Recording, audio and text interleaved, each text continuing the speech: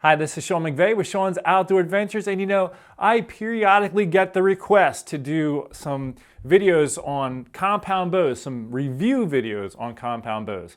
And it's been something I've been wanting to do for the last couple years. I just haven't had the time to just fit it in, but this year I've been able to do it. Yesterday, I sent out an email actually to Lancaster Archery in Lancaster, Pennsylvania, and said, hey, you know what, I'm coming to try a bunch of bows tomorrow. Do you mind if I bring the video camera equipment along so I can film it as well? Got a call almost immediately from the showroom manager, Chris, and he said, sure, you know, well, what do you want? What do you want to do? How can I help you? And so I said, hey, I'd like to shoot a couple of your, main bows. Like, I want to try this new Mathews No Cam bow. I'd like to shoot the new Hoyt Nitrum. If you got Bowtech, I want to shoot that. And Elite, I want to shoot that. So he said, all right, I'll have one of my techs pull them down, get them set up for you so it's ready to go. And they open at 9 in the morning, so I'm leaving my house now, which is almost around 6 a.m. to get down there before the rush comes. So let's go to Lancaster Archery. All right, I'm now at Lancaster Archery. Just did a quick tour of the showroom, looking at some of their accessories, just looking at their strand of bows that they have hanging on the wall, and I'm excited. I'm gonna be meeting up with Wes, who's gonna give me some help today in shooting some of these bows. All right, so the first bow that we're working with today is Elite Synergy at 33.5 axle to axle. This model here, what they did with the previous model is that they rounded off the cam a little bit more to make the draw cycle a bit nicer. And then they have their draw stops there that they usually do. So one of the smoothest shooting bows that we have here. It's pretty much all they did from last year, 2014 model. All that they had different was they had a few more string bats. They actually took those out. They updated the the string stop right here, and then that's pretty much all they did there. Besides the limb saver, they updated those and the limb saver and the limb bolt system. They made it a little bit easier to crank it in and out. You need it, so they did such a good job with like everything else. So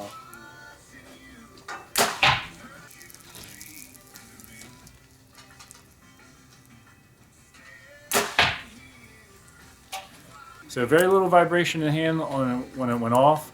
It's got a little bit more in the front end from the cam I've been shooting, so you feel more of the weight up front. Whereas some of the ones I've shot more recently feel more of the weight in the later end of the draw cycle. That's just something that it's designed to do that so like you can have that, like when you're up back there, you have a little bit more of a power stroke back here, and it's smoother to come back, and it comes into that rock steady back wall. The next bow is the Hoyt Nitrum. They exploded the riser cage here for rigidity and stability here, and taking out a lot of vibration. They also added the zero torque, their new mechanism right there. So this is Hoyt Nitrum 30. Hoyt Nitrum 30, okay. 3.9 mass weight, 6 3/4 brace height, 332 feet per second IBO. Hoyt's done a fantastic job of making these like a light bow, the turbo.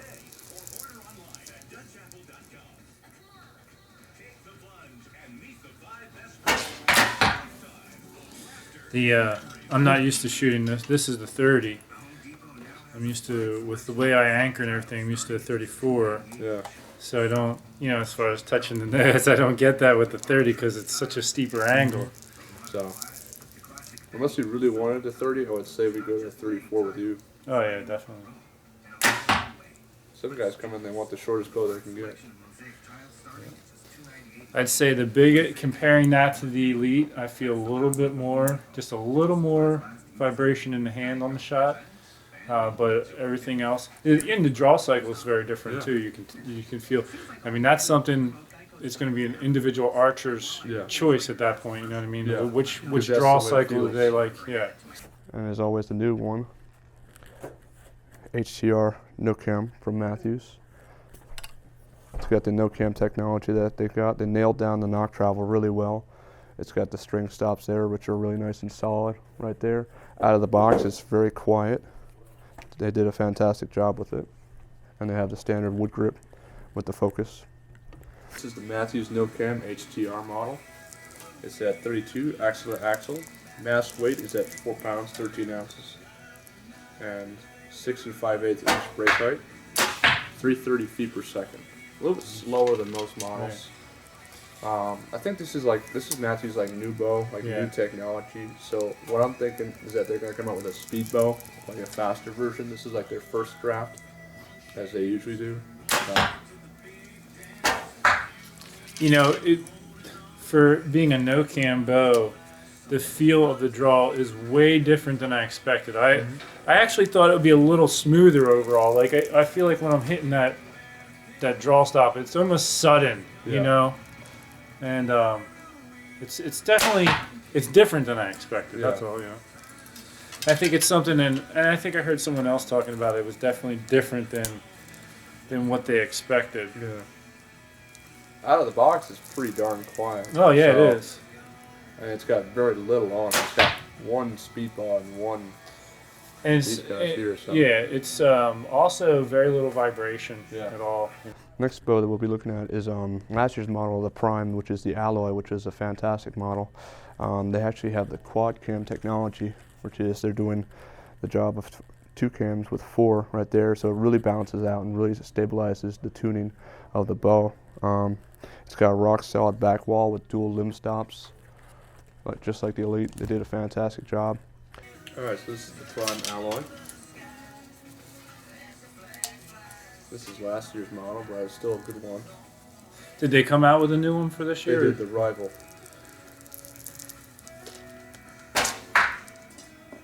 They like to have that rock steady back wall. Yeah. You can soften that up a little bit with a little bit of the cam twisting, a little bit of the cable twisting, but now it's a little hard in a certain sense to compare because the draw length is so shorter on this one. Yeah. As you see, I have to end here. But you know what? The draw cycle probably feels. I mean, compared to some of the others, feels really nice. Yeah. Yeah, it's a good feeling bow. This is one of those companies that likes to let you know, like right when you're back there, boom, you're back there, you're nice and settled in. So the back wall on this one is awesome because it's a dual limb stop. So.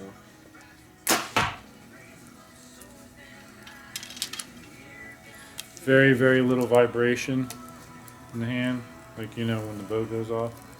It's comfortable in the hand too. Yeah, it is.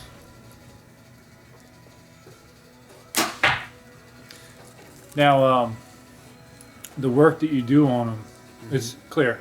As far as with the way those cams are, is it awkward or different? I mean, that's one of the. There's a lot more tuning involved. That's one of the things that I'd say was a hesitation for me to even try shooting a Prime, was just because I like to tinker and tune myself, you know, and I look at that and I'm like, you know, do I want to mess with it? It's a bit much, but yeah, it's doable. Yeah. It's all right. And one of the most impressive ones that we've seen also is the Bowtech Prodigy that came out. This one here with the new gear shift technology, or power shift technology.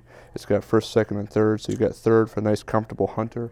You've got second for like the mid-range performance, and then you've got first for like the really speedy like competition where you need that. And always they have the adjustment there. A lot of the like Bowtechs have been like hard rollovers, but like this is one of the first ones. It's been like a really nice bow. It's been very smooth shooting. They did a fantastic job with this one this year. This is the Bowtech Prodigy right here. This guy has a dual yoke system here on the bottom and on the top, so you can adjust any of the cam lean there. What was like that about the Bowtech, the binary cam? It's got the power shift, like drive, like for first, second, and third choices there, like the trim stops and everything. Stuff right here behind George. And I can make that longer if you want to. Oh, you can? Yeah, because right in the cam, that's where the draw system is. Right on.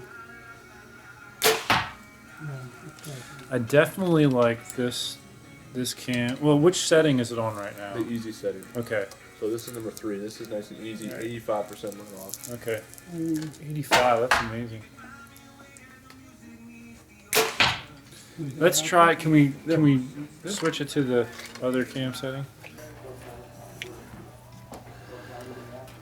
And you just lost 2 locks right there. And there. Right there. It's best to set this guy in right there so you can get that in.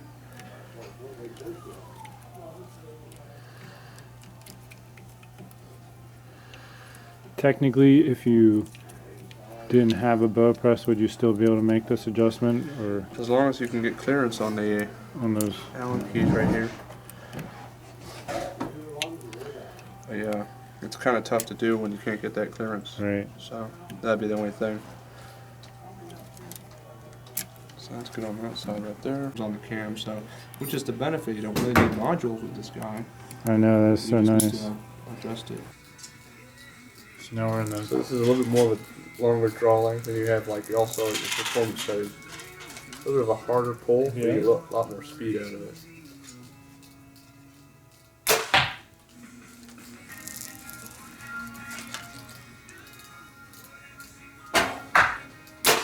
She lets you know that she's back there. Yeah, that's one thing that I've always noticed, you know, with the Bowtech is right, especially right at the end. It's steeper in the draw, but once you're there, You're there. you're there.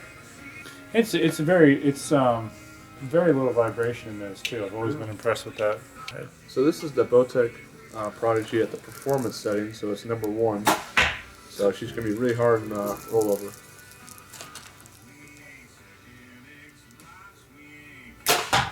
Yeah. Got a lot more speed. Yeah, and you know, and it's not that huge of a difference. No, you know what I you mean. can tell. When you're talking, both are a little bit more of a radical curve. You know what I mean? I mean, they're both more radical than like the Prime and the Elite and things like that. But yeah, it is different. You can tell, but it's not like. I mean, it's definitely sharper at the end. But she still holds really nice. Yeah. She's sitting back there, nice and easy. Yep. When you let her go, she flies. Yep. Now that peak draw length on this is 30, I think, right? 30 and a half. 30 and a half.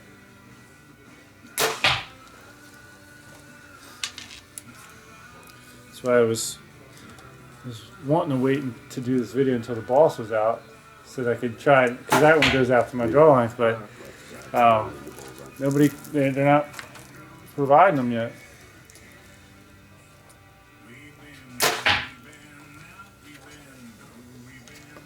So one bow that wasn't originally on the list of bows to shoot that I saw in the showroom and I said, hey, you know what, I actually want to try this, was the PSE Freak. It's been a long time since I've shot a PSE. Nobody really carries them near me, and very often, well, in the past, it was hard to find a bow that they were putting out in my draw length. They have a few now that are, and this one, I want to give it a try. But here's the funny thing. I guess the bow was mislabeled, and Wes thought it was a 70-pound bow, and he had it cranked all the way down. And it turned out the label was wrong. It's only a 60-pound max weight. So watch my reaction as I'm thinking I'm pulling a 70-pound bow.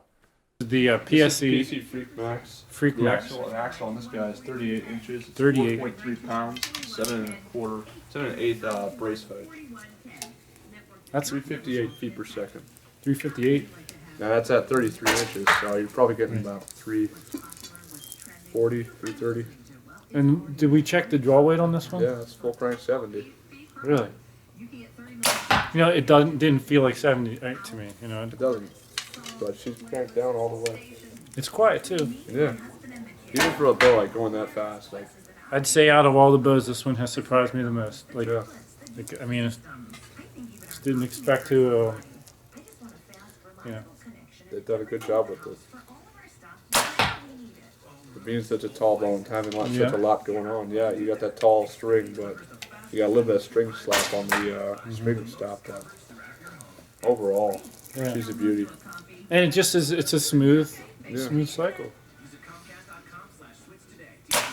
Now, the one thing that I did notice on this one is it's a little easier to creep with this than, like, say, comparing it to the Bowtech, just because of the way the valley is. Yeah.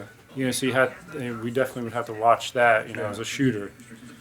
After I shot all the bows, I said, hey, let's shoot them through the chronograph. If you can weigh an arrow, and we'll use the same arrow for every bow and just compare and just see what's what here. Okay, so we're using a 440 grain arrow. Yep, this is the Victory V-Force arrow, good standard arrow. Distance Yep, here. stay out of there. There you go. Don't hit nothing except the back wall. 284. 284. Half-inch draw. Same 440 grain arrow.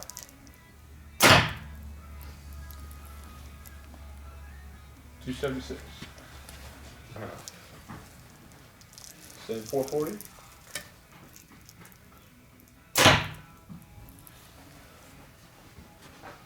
$271. 271. Okay. This is the pretty short guy.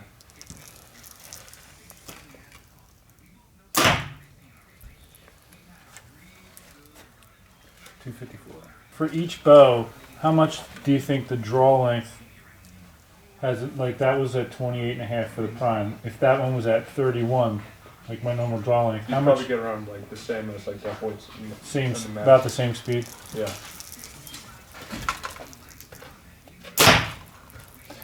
Did we ever put this? This is at the. This, Yeah, that's the performance. Performance. Just the speed. Okay. So you're getting a lot more. 289. 32. 32 inch draw. 32 inch draw.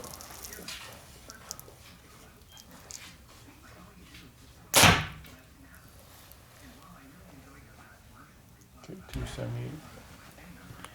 As I mentioned, this is my first year doing a bow product review for you, and I've already got some really helpful insight to make even better ones in the future. First and foremost, I was trying to squeeze this in my schedule so it was a last minute thing. I need to give them longer in advance notice and make sure they have bows in my draw length in stock. This year's been a particular challenge because I was talking to Chris, the showroom manager, and like Hoyt has had trouble delivering bows, which is why they didn't have the Hoyt 34 for me to, or Nitrum 34 for me to shoot, because the demand is greater than they anticipated, and Hoyt sold more bows than they thought they were going to, so they're behind in the production. I know Bowtech, we're still waiting for the Boss to come out, things like that. So I need to schedule it farther out in advance, give them more time to be ready for the video. Secondly, even if they don't have bows in my draw length, we should shoot them all at the same draw length. Like these bows were kind of all over the place. We were trying to get them as close to 31 as we could with them. But you know, if all the bows can do 29 inch, then we'll just shoot them all at 29, especially like through the chronograph. That way we can compare apples to apples. What are these bows really doing standing up next to each other? And lastly, I was in my mind thinking of shooting like a IBO grain arrow, you know, as a weight. You know, so for 65 pounds, you're, you know, right around, what is it, whatever it is, 325, something like that, as far as the weight of the arrow. The arrow we used in this video was 440, and that is like over 100 grains more than the IBO for that bow. And that's what a lot of people are interested in. What's the IBO speed?